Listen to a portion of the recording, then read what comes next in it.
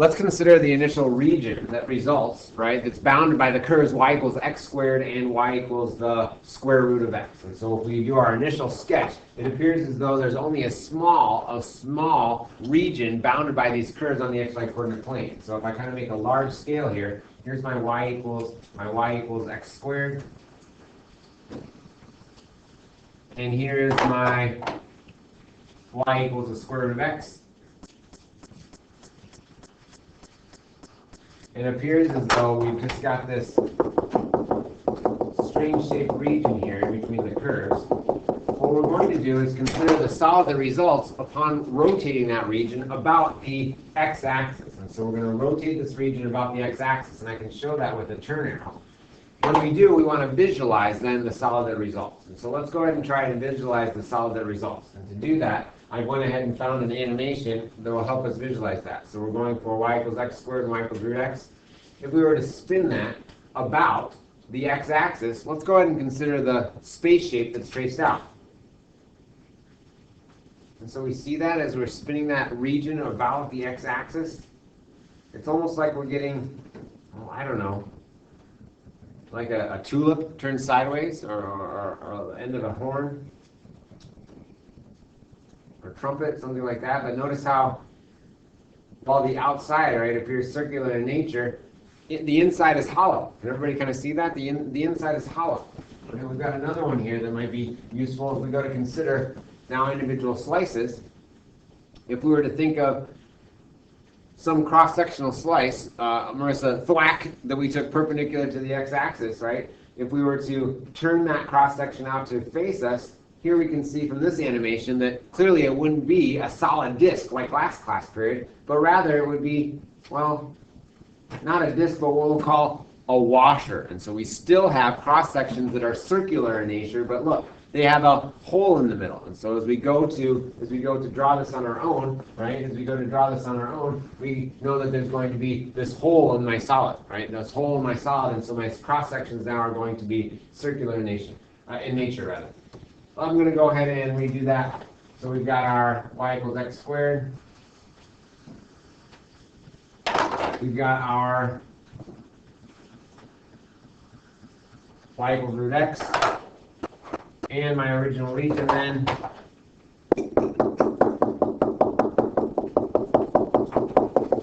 I always shade that and draw my important key line segments in my original shaded region to make sure that I'm keeping any of those line segments positive by using our strategy of top curve minus bottom curve, or right curve minus left curve, and I'm not connecting it to some ghost curve that wasn't part of my original region. I'm using that original region as my reference point. That's why I do the shading there. All right, let's go ahead and get that region. It looks like this.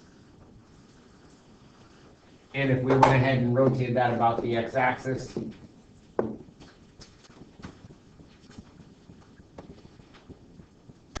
we get kind of like a trumpet, or maybe a tulip turned on its side, okay? And so if I took a typical cross-section, visualizing that can be difficult, but we definitely see there's going to be, based on a circle, but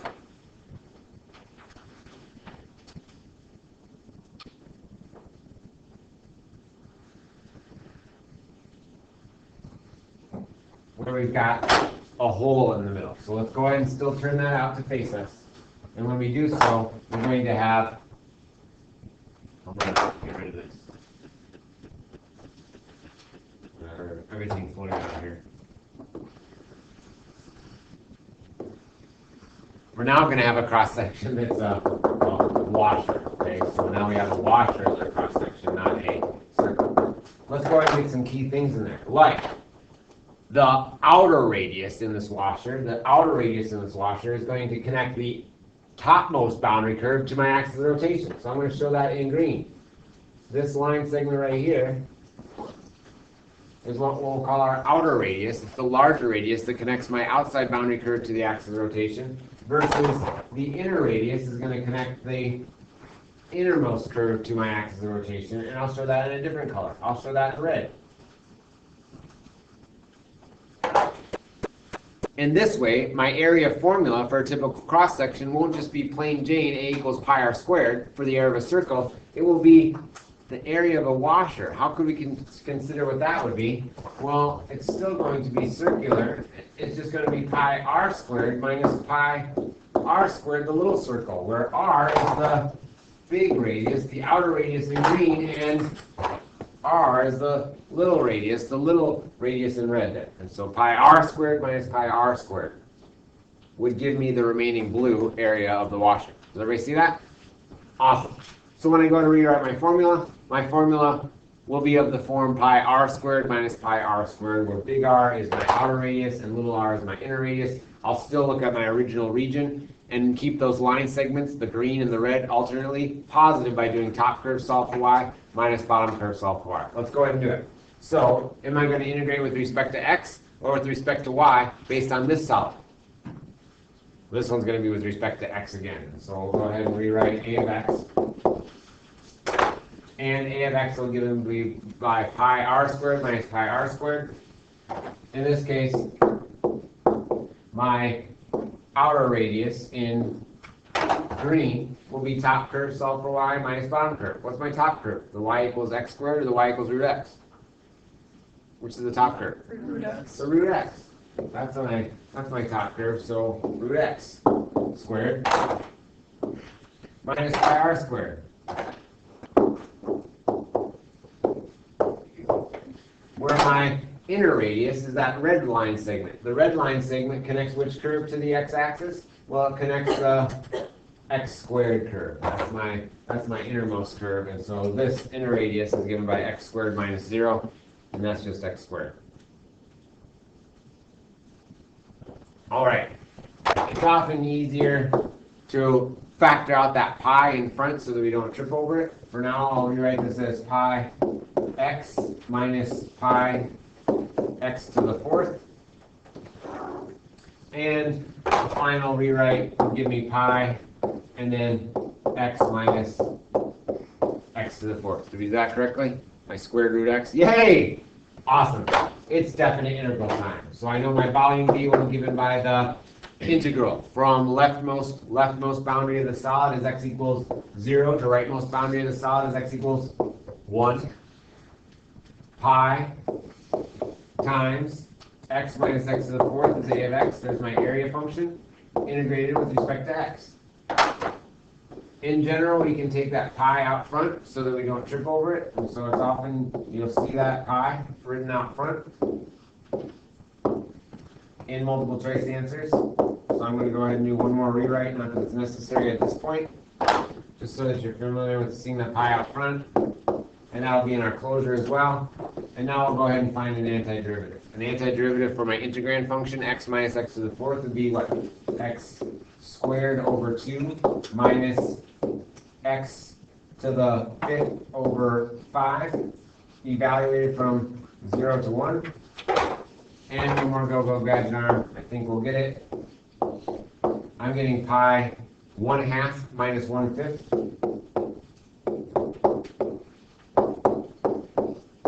Minus lower limit evaluated, right, is just 0. So it looks like 5/10 minus 2/10 is 3/10. I'm getting 3 pi over 10. Yay! Math works. Yay! I thought it was going to be just one more go gadget arm, but it looks like we had to squeeze one more in there. So we get a nice picture. All right. You know it's bad when that gray margin on the side keeps growing and growing and growing, and pretty soon you're left with this long Harry Potter scroll of a problem. But there we go. So it is. Maybe we'll lessen that a little bit. There we go. What questions do you guys have about this first washer method? By using a washer method as a Bellwork, right, it'll give you a little bit more time to work and review later on. So let's keep this party going. At this time, I'd ask you to give yourself credit for those that you completed in OTL number 11. No need to staple your half sheet because there's no graph on that. So give yourself credit for those that you completed out of 14 on OTL number 11, please. Divide, enter, multiply by 2, and box that enter in Canvas score round to nearest half point 0 to 2. Please make sure that your name first and last, 2A and number 11 are clearly labeled.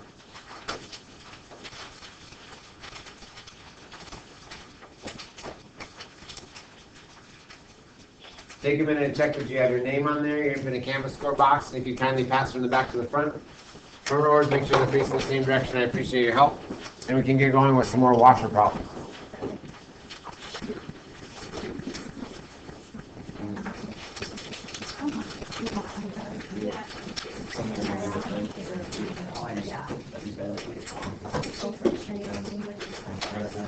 Everybody good with number 11?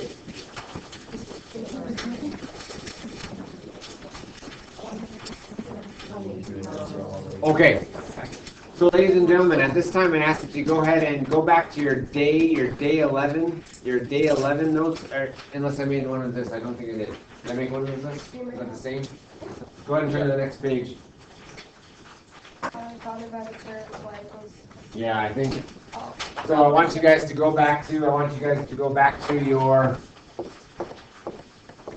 day 11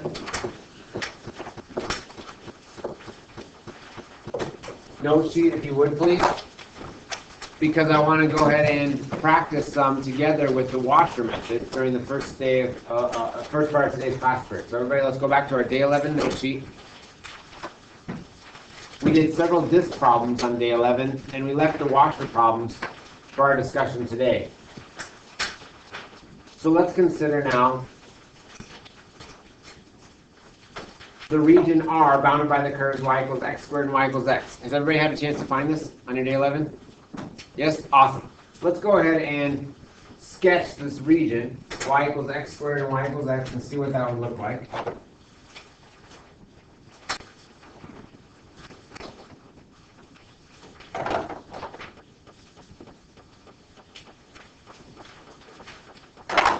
So if I were to sketch the graph y equals x squared and y equals x in the region bounded by those curves,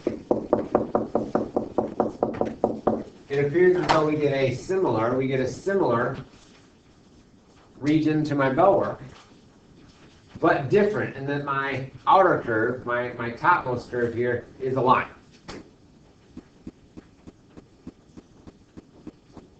If we were to consider this original region and the solid results upon rotation about the x-axis, we can try to visualize the solid.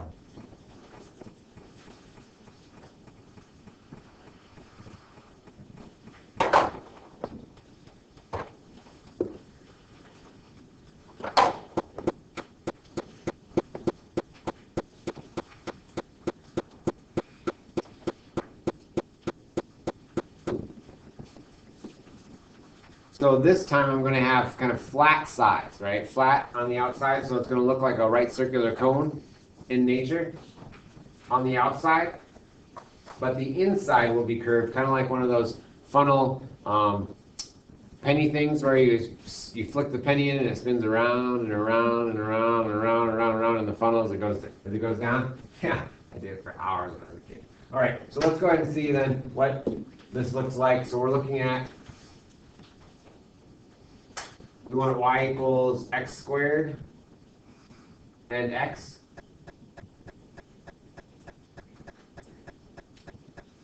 So we want this one, and we'll try surface and see what that looks like. Thanks, Gophers.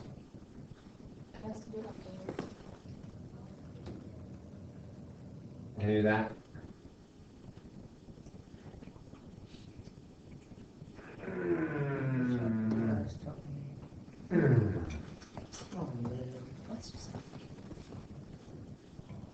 How long was that going to take?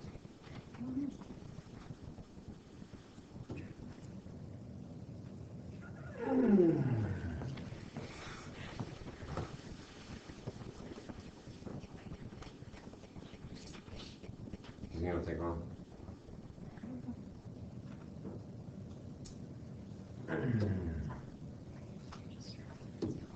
We can visualize this clearly. Right? Because it looks very similar to the Bellwork.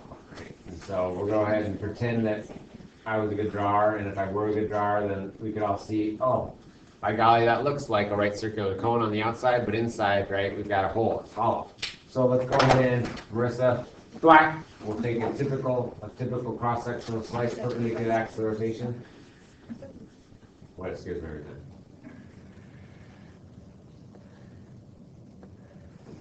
And if I were to turn that out, right, to face me, what shape would it be? By golly, it would be a washer.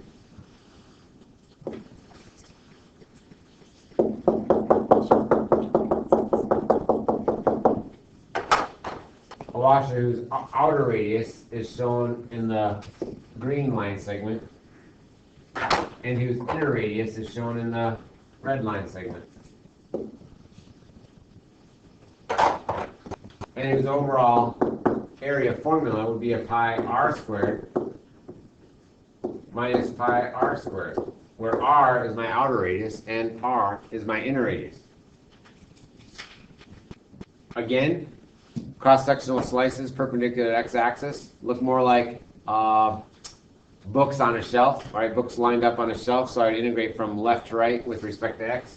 And so again, I'm going to integrate a of x function, bless you. So let's go ahead and write a of x formula. My outer radius in green is which curve? Y equals x or y equals x squared?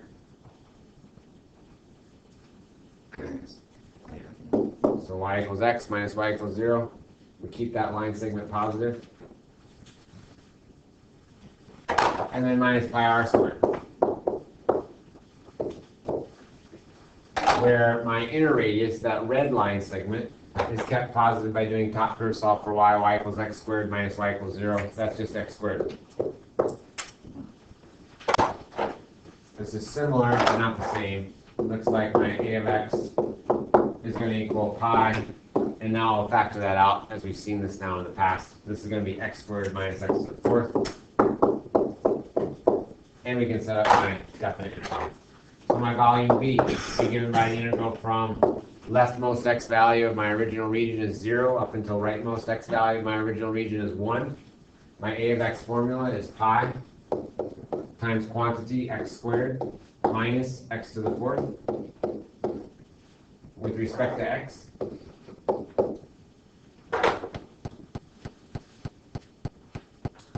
And that pi could be written out front as a constant multiplier. Whether I'm differentiating or integrating, a constant multiplier sticks around for the party. So oftentimes you'll see that pi written in front of the integral symbol because it was present in each of my original terms, right? And so oftentimes we'll see that pi in there. I'll go ahead and put it out front when I go and do my integrand anti-differentiation. So it looks like x cubed over 3, yes, x cubed over 3. Minus x to the fifth over 5. Evaluate from 0 to 1. Thank goodness for that lower limit of 0, huh? That's making things a lot easier. So it looks like pi, and we've got 1/3 minus 1/5 minus 0 all the way through. And so I'm getting 1/3 is what? 5/15 minus 3/15 is 12/15. 2/5. 2/15. Math is hard. Numbers are hard. So can we just go 2 pi over 15? Yeah. Pretty dog. Watch where that lands.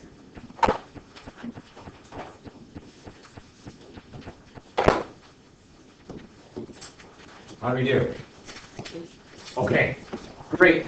Then what I'd like to do is consider, right, what changes now if we take an original region and not rotate it about a horizontal axis like the x-axis, but what if we rotate it about a vertical axis? And how does that play out? So we'll do one more together.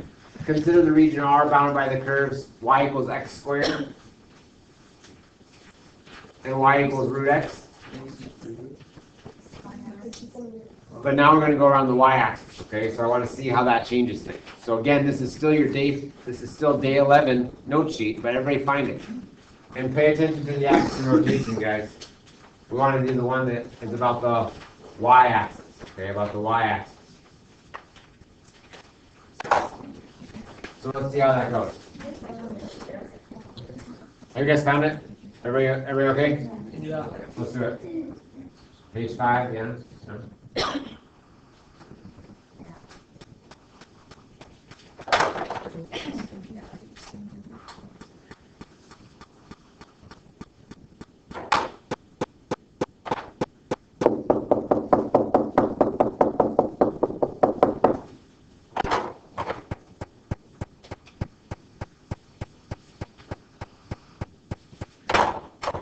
So now, if we take my original region and rotate it about the y-axis, right? The y-axis, now I'm dealing with the tulip straight up, right? A regular oriented tulip, so that's great news.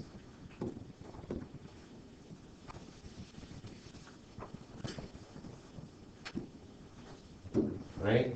And I now have, oh boy.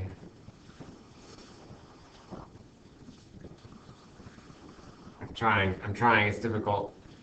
Thwack! Now my cross-sectional slice taken machete style perpendicular to my axis of rotation is going to be, well, it's still going to be a washer.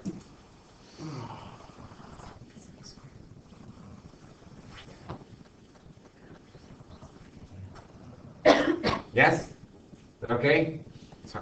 I hope that you're doing okay drawing on paper. I'm struggling with the smartboard here, but I'm trying to do my best. So as I turn that cross-sectional slice out to face you, it is, voila, a washer.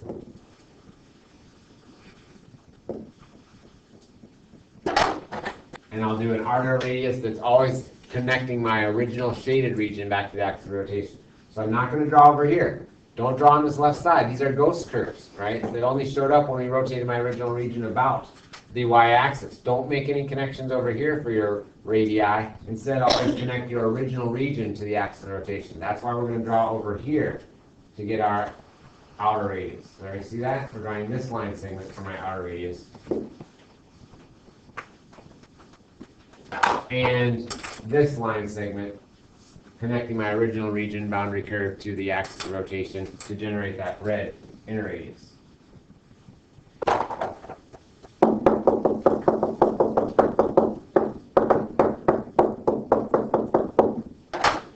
All right, guys.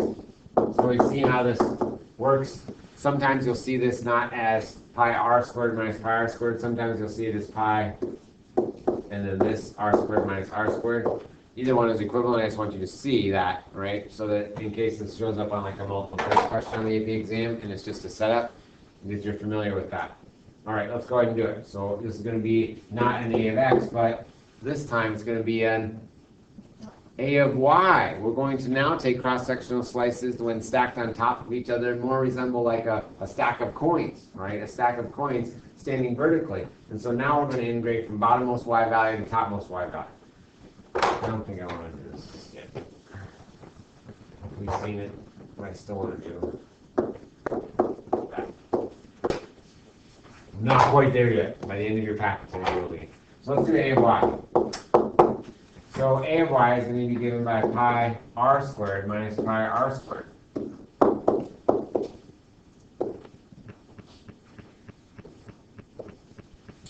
It's just that my outer radius, r, right, to keep that horizontal line segment positive, I'm going to do right curve solve for x minus left curve solve for x, just like we did with the area, right, when we did our rectangles before. Evie? I got it. Thank you. I'm all excited. I'm getting ready with my color coding already. So our outer radius is green. Outer radius is green. Here we go. What am I going to write for my a of y function for my outer radius? Well, that's the green function, so it's right curve solve for x. That's x equals, what? That's y equals x squared. What would it be solve for x? Yeah, so this is x equals square root of y minus x equals 0. So that's root y. And my inner radius in red is going to be innermost function, that's that one, y equals root x, solve for x. Gosh, what is that curve solve for x? Well, that would be x equals what? Y squared. Nice job.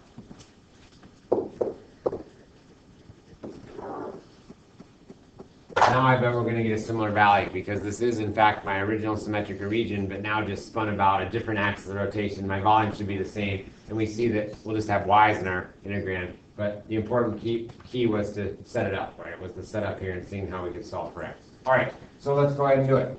My integrand function rewritten to make it easier integration is going to be pi, and it's going to be y minus y to the fourth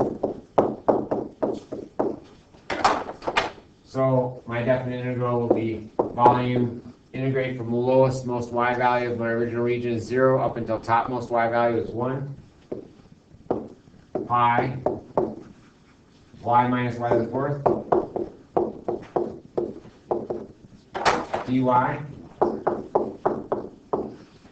That equals y squared over 2. And we did this one now, didn't we? Y to the fifth over 5.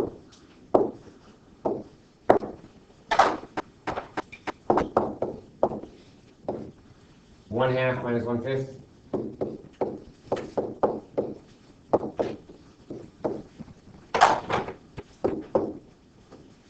So that's going to be 5/10 minus 2/10 is 3/10. So 3/5 or 10. Did I do that right? This time? Third time's the charm. Okay. Awesome. What kinds of questions are you having about our disk versus washer method? Nikki? If you don't rotate on the y-axis, but you did like around x equals 3, Yep. How would that change? Yeah, absolutely.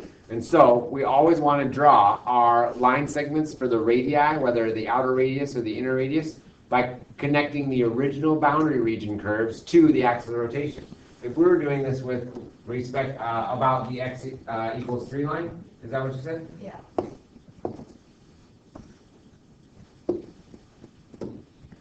If we did this about x equals 3, we would have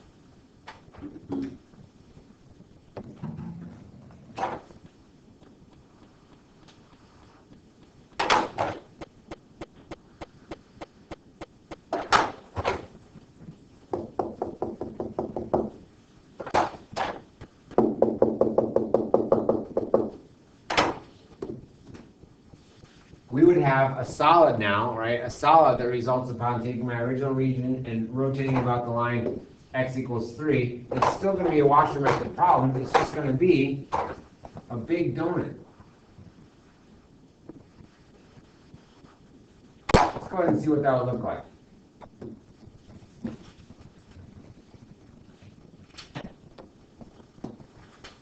Tell me when, tell me when.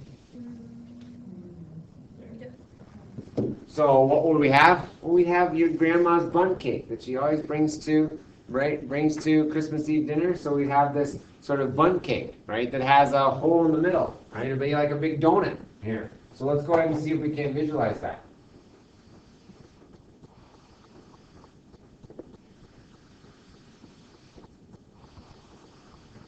I'm getting hungry. Why am I hungry? Is it first hour? No, the second hour. The second hour. That's fine.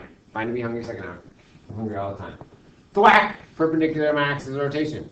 Right? Perpendicular to my axis of rotation, I'm going to have washer cross sections. Here's one.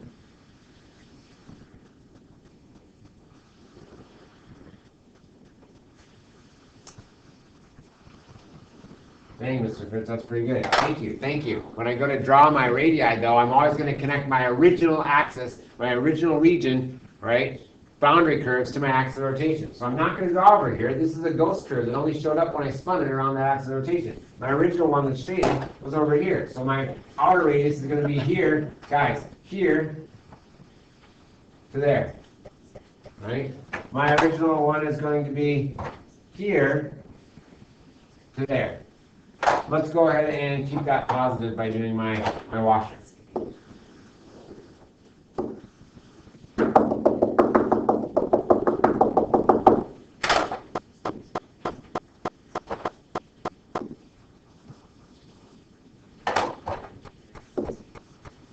Okay, so how do I keep this green line segment? How do I keep that positive?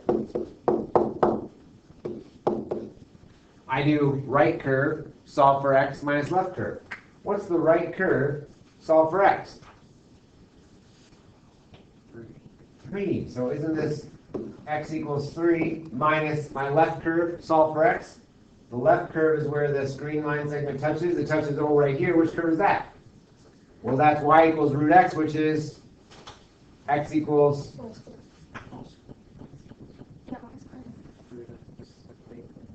It's this one. Isn't this y equals root x? So this is x equals y squared. Yes? Yes. So y squared? Squared. What? Pi r squared, where r is my outer radius in green. Everybody see that? Minus pi r squared, where r is my inner radius in red. Everybody, let's find that. My inner radius is right here in red. I keep that horizontal line segment positive by doing right curve solve for x minus left curve solve for x. What's this right curve solve for x? What's this left curve solve for x? Ah, do we see it? So here's my, missed on my color coding, Abby. Gosh darn it, I'm so happy last one. There's my green line segment.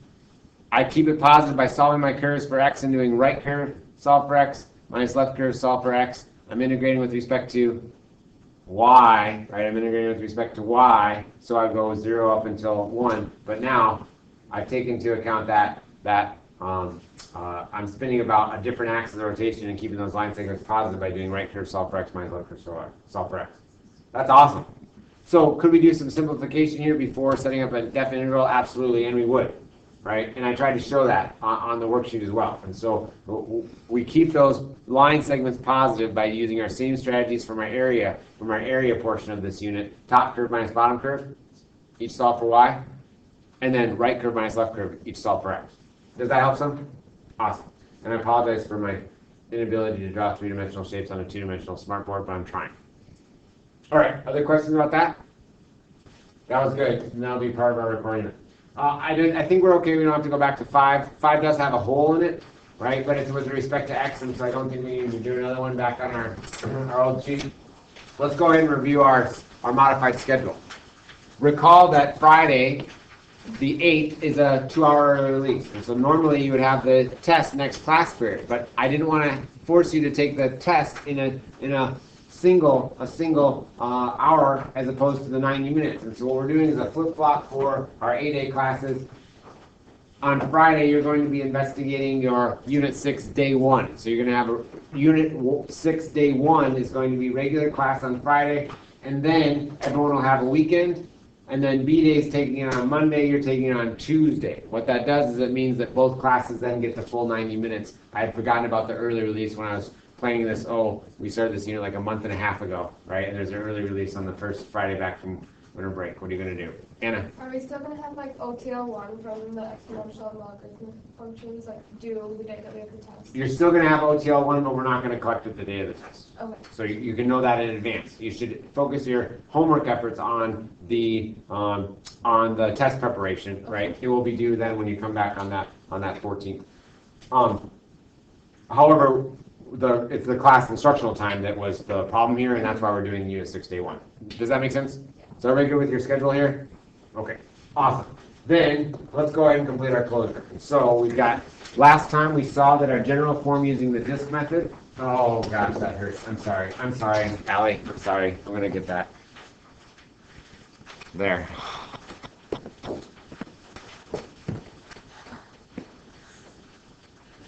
Using the disk method versus using the washer method. And how does one ensure an expression for the variable distance will be kept positive when integrating with respect to x versus when integrating with respect to y? So these are great closer questions as we finish up our discussion involving volume.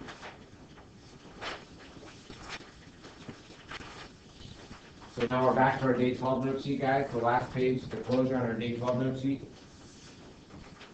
If you want to check with your partner, that's fine, but please be ready to share.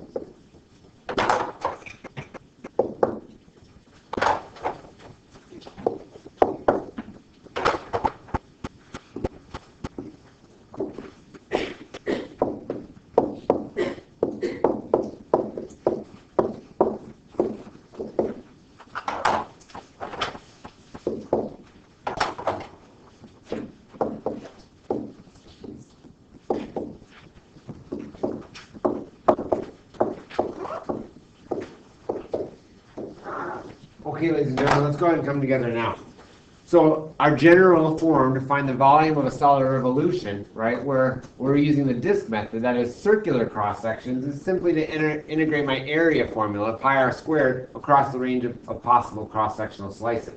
It's just that my area formula then is of the form pi r squared, and we might see that pi in front, so we want to integrate from a to b our pi r squared formula. That's different than the washer method because we have to subtract off that inside circle, right? That inside circle to make the hole in my washer. So we'll still integrate an area function across the range of possible slices. It's just that area function will be of the form pi r squared minus pi r squared. And oftentimes, again, if it's multiple choice, a lot of times you'll see that pi in front, and then it'll just be the quantity r squared minus r squared for my integrand. All right, so raise your hand if you had 1 and 2 correct. So we've got our general form, great. Now let's go ahead and consider how we keep those line segments positive. So if we're integrating with respect to x, recall that we can keep those line segments positive by doing the top curve solve for y, call it y sub t, minus the bottom curve solve for y, call it y sub b, or we can consider that alternatively as top curve, right, t of x, minus bottom curve, b of x. There should be x's in it if you're integrating with respect to x. And so we could write that either way, where I let t be the top curve with x's in it, minus bottom curve with x's in it. Does that make sense? Then the analog when integrating with respect to y would be the right curve solve for x. So I'll call that x of r minus the left curve solve for x. I'll call that x of l. In turn, that could be rewritten as r of y minus L of y for left curve with y's in it and right curve with y's in it. How's that? Awesome. Ladies and gentlemen, then you've got a nice chunk of time here. So half the class period then you have to work on your disk and washer method practice. That's the packet. I provided everybody with their own hard copy answer key, right? Because I want you to be talking about it. I want you to be checking and figure out how to make those quantities positive when your axis of rotation isn't just the x-axis, but like x equals 3, like Nikki was asking, when it's away from the origin or our axes of concern. Then you'll have the concept and skill guide that you got yesterday and before Christmas break. So you've got a couple different concepts and skill guides, right? You've got book problems on there to practice with too, so you've got lots to do for your homework tonight, right? And over the weekend, because your test again is until the 12th. But I want to make sure you had this material well in advance. Next class again will be starting Unit 6. Questions about our schedule? Anna. So all the review problems in this packet aren't due until the test day. Correct. Right, but we should work on it now, and we've got a whole chunk of time, 45. Everybody else good? Awesome. I'm going to go ahead and stop the recording and save it. Great work today. Thanks for getting going right away. I appreciate it.